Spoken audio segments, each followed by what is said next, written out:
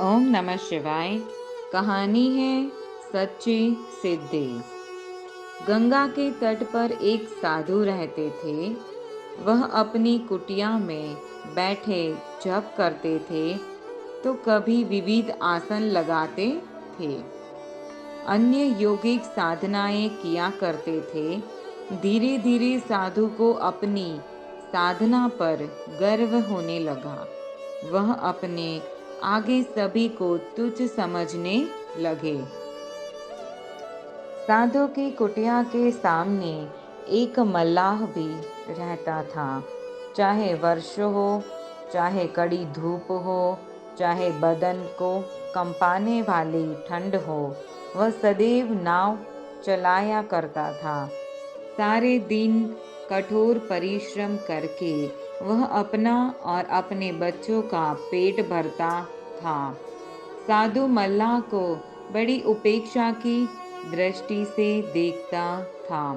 वह उसे उपदेश देता था, अरे मूर्ख, तू अपना जन्म यूं ही व्यर्थ गवा रहे हो। न कोई योग करता है, न कोई जप करता है। मल्लाह साधु की बात सुनता था और चुप रह जाता था। वह जानता था कि अपनी साधना से साधु ने एक सिद्धि प्राप्त की है और वह है जल पर चलने की।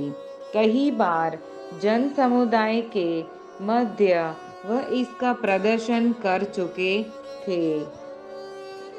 लोग उनकी प्रशंसा करते नहीं, अघाते थे। एक बार गंगा नदी में भयंकर बाढ़ आ गई। लहरें उफन उफन कर आगे बढ़ने लगी।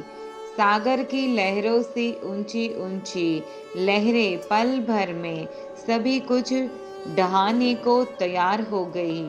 चारों ओर बड़ी तेजी से पानी बहने लगा। मल्लाह की झोपड़ी भी पानी के बहाव में बह गई। बाल बच्चों को पहले ही उसने एक ऊंचे से पेड़ पर बिठा दिया था। वह स्वयं तैर तैर कर लोगों को पानी से निकालने में जुटा हुआ था। एकाएक मल्लाह को दूर से साधु की चीखें सुनाई पड़ी, बचाओ बचाओ। मल्लाह ने देखा कि साधु जल में डूब रहा है। वह तेजी से उधर तैरने लगा। बड़ी फुर्ती से उसने साधु को डूबने से बचाया और पीठ पर लाद कर किनारे पर लाया। साधु पेट और मुंह में पानी भर गया था। बड़ी देर तक मल्लाह उसे निकालने का प्रयास करता रहा। कुछ देर बाद साधु की बेहोशी टूटी और वह उठकर बैठ गया।